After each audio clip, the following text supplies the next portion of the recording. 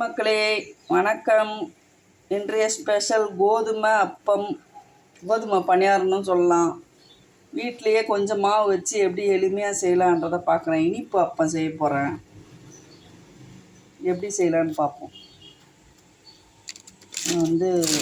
ஒரு பாத்திரம் எடுத்துக்கோங்க.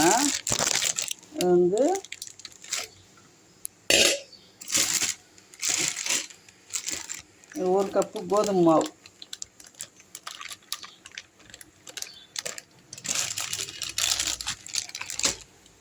ஒரு கப்பு கோதுமை மாவு இருக்குங்க, அது போட்டுங்க.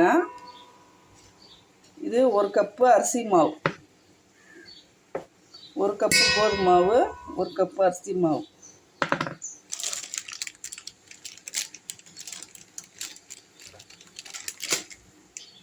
இன்னும் கொஞ்சம் கோதுமை கூட போட்டுங்க, கொஞ்சம் குறையா இருக்கு.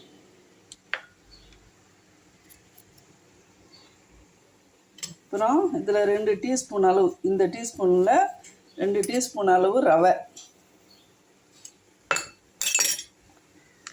அதில் 2 கப்புக்கு 1 கப்பு சர்க்கரை, இது 1 கப்பு இட்லி மாவு, ஒரு அரை கப்பு. இது சோடா உப்பு நான் யூஸ் பண்ண மாட்டேங்க, அதுக்கு பதில் இது போட்டிருக்கேன். நீங்கள் இட்லி மாவு போடுறது பிடிக்கலன்னா சோடா உப்பு ஒரே ஒரு பிஞ்சு போட்டுங்க. 1 டீஸ்பூன் ஏலக்காய் பவுடர். இது எல்லாத்தையும் நல்லா தண்ணி ஊற்றி கலப்போம். கொஞ்சம் கொஞ்சமாக தண்ணி ஊற்றி கலப்போம், கட்டி முட்டி இல்லாமல்.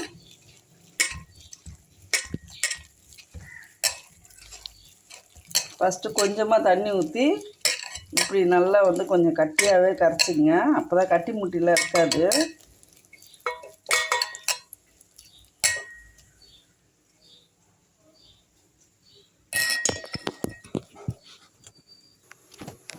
அதான் இந்த பக்குவத்தில் கரைச்சிக்கணுங்க. இது வருங்க, கொஞ்சம் தோசை மாவும் இல்லாமல் இட்லி மாவும் இல்லாமல் ஒரு பக்குவத்தில் கலக்கணும். இது எண்ணெயில் ஊற்ற போகிறோம். குழி பணியாரத்தில் ஊற்றுறது இருந்தாலும் ஊற்றுங்க.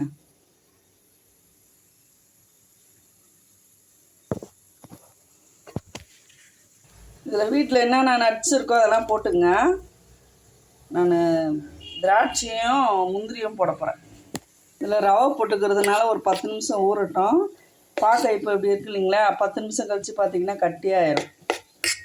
கொஞ்ச நேரம் ஊறட்டும். முந்திரி போட்டதை ஷூட் பண்ணல. நான் ஒரு அரை கிலோ எண்ணெய் காய வச்சுருக்கேன். எண்ணெய் காயட்டும். எண்ணெய் நல்லா காஞ்சிருச்சுங்க பாருங்கள். இப்போ ஓரளவு கட்டியாயிடுச்சு பார்த்தீங்களா. இப்போ அழகாக ஒரு கரண்டி மாவு எடுத்து எப்படி ஊற்றுறேன் பாருங்கள். பந்து மாதிரி வருங்க அப்படியே.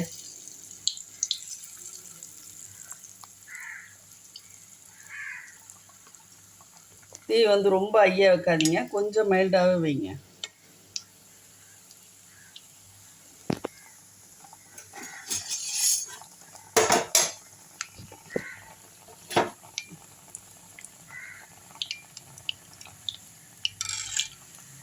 பார்த்தீங்களா, பூரி மாதிரி எப்படி முப்பின்னு வருது பார்த்தீங்களா.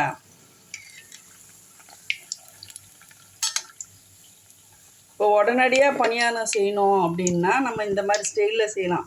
இப்போ சாயந்தரம் ஸ்கூல்லேருந்து பசங்க வரும், அம்மா ஏதாச்சும் செய்து கொடுங்கம்மான்னோ, அந்த நேரம் நம்ம என்ன பண்ண முடியும், உடனே செய்யணுன்னா இப்படி செய்யலாம். எனக்கு செய்து பழக்கன்றதுனால நான் 3 ஊற்றுறேங்க. நீங்கள் 2 இல்லை 1 ஊற்றுங்க, புதுசாக பழகிறவங்க. ரொம்ப சாஃப்டாக இருக்குங்க, சாப்பிட்றதுக்கு செம்மையாக இருக்கும். நான் கொஞ்சமாக தாங்க செய்கிறேன், 2 பேர் 3 பேர் இருக்கிற மாதிரி அளவு தான் செய்கிறேன். நீங்கள் நிறைய பேர் இருக்காங்க அப்படின்னா அதுக்கேற்ற மாதிரி குவான்டிட்டியை நீங்கள் டபுளாக குறைக்குங்க. இது ஒரு 20 பணியாரம் 25 பணியாரம் வருங்க இந்த 2 கப்பு மாவு. இந்த கம்பியில் வெந்துருச்சான்னு பார்க்கணுன்னா அப்படி குத்துனீங்கன்னா மாவு ஒட்டலைன்னா வெந்துருச்சுன்னு அர்த்தம்.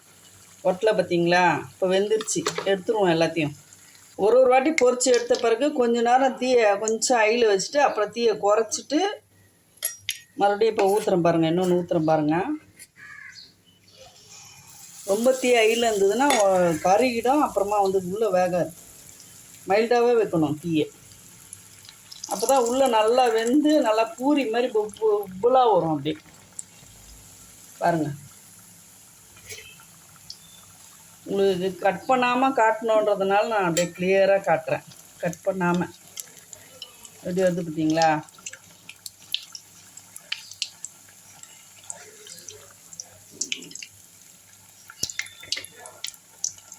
வெறும் கோதுமையிலும் பண்ணலாம். ஆனால் கொஞ்சம் அரிசி மாவு போடும்போது உங்களுக்கு என்ன ஆகும், நல்லா வந்து சாஃப்டாகவும் மேலே வந்து முறுமுறுப்பாகவும் உள்ளே வந்து சாஃப்டாகவும் இருக்கும். ரொம்ப டேஸ்டியாக இருக்குங்க. பணியாரம் ரெடி. பாருங்கள், இந்த பணியாரம் பாருங்கள் எவ்வளோ ஒரு கையில் பிக்கிற அளவுக்கு எவ்வளோ சாஃப்டாக இருக்குது பார்த்தீங்களா? சூப்பராக இருக்குங்க டேஸ்ட்டு. வீட்டில் இருக்கிற பொருளை வச்சே வந்து உடனடியாக ஒரு ஸ்நாக்ஸ் செய்யணுன்னா நீங்கள் இதை ட்ரை பண்ணுங்கள். வீடியோ பிடிச்சிருந்தா லைக் பண்ணுங்கள், ஷேர் பண்ணுங்கள், சப்ஸ்கிரைப் பண்ண மறக்காதீங்க, கமெண்ட்டாக பண்ணுங்கள். தேங்க்யூ மக்களே.